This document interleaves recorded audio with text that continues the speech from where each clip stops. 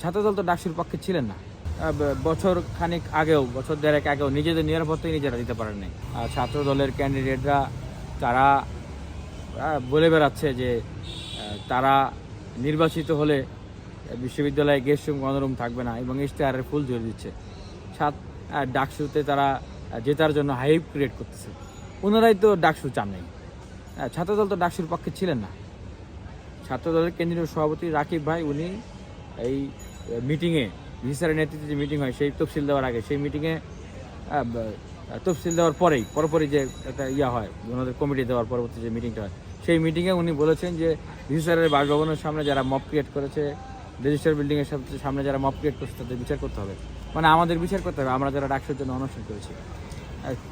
আর ছাত্রদল দেখাইতে পারবে না ওনারা যে 500 সদস্যের বেশি কমিটি দিয়েছে, ওনাদের একজন সদস্য ডাকসুর দাবিতে বিশ্ববিদ্যালয়ে কোথাও কোনো আন্দোলন করেছে। তো শিক্ষার্থীদের সবচেয়ে বড় যে অধিকার ভিত্তিক আন্দোলন, এটাই তো ওনারা করে নাই এবং ওনারা চানও নাই। এখন হাইপ ক্রিয়েট করতেছে। ওনারা তো কিছুদিন আগে হলে হলে কমিটি দিলেন এই জুলাই অভ্যুত্থানের কমিটমেন্টকে ব্রেক করে, আবার বলতেছেন গেস্ট রুম গণরুমকে বলে জাদু করে পাঠাবেন। এটা দ্বিমুখী আচরণ না? ওনারা তো নিজেদের সিদ্ধান্তই নিজেরা নিতে পারেন না। তাহলে বিশ্ববিদ্যালয়কে কীভাবে আসলে ওনারা ইন্ডিপেন্ডেন্ট শিক্ষার্থীদের সাথে পরিচালনা করবেন? আর আরেকটা যেটা বললেন যে হ্যাঁ, এটা বাস্তব যে ছাত্র শিবিরের জায়গা থেকে ওনারা কমিটমেন্ট দিচ্ছেন যে নিরাপদ ক্যাম্পাস গড়বেন, শিক্ষার্থীদের নারী শিক্ষার্থীদের নিরাপত্তা দিবেন।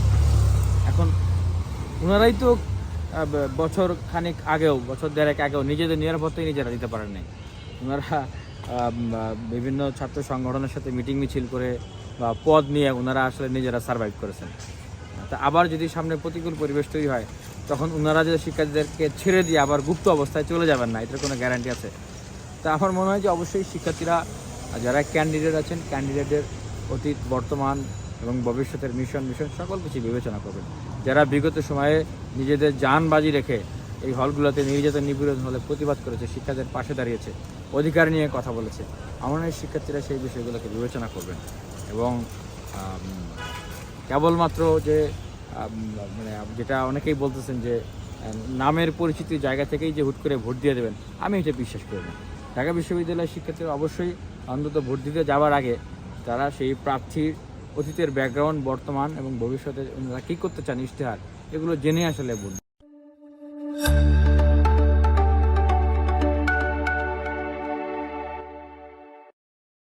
ছাত্রদল তো ডাকসুর পক্ষে ছিলেন না।